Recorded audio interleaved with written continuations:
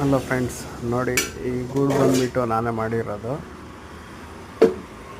ಟೋಟಲಾಗಿ 10 partition ಇದೆ. 10 ಜೋಡಿ ಪಾರಿವಾಳಗಳನ್ನ ಇಡ್ಬೋದು. ಫುಲ್ಲೆಲ್ಲ ಬೀಡಿಂಗ್ ಇದೆ ನೋಡಿ, ಯಾವುದೂ ಅಟ್ಯಾಚ್ಡ್ ಇಲ್ಲ, ಅಡ್ಜಸ್ಟಬಲ್. ಇಷ್ಟ ಯಾವ ಥರ ಬೇಕಾದ್ರೂ ಅಡ್ಜಸ್ಟ್ ಮಾಡ್ಕೋಬೋದು, ಆ ಥರ ಮಾಡಿರೋದು ಇದು.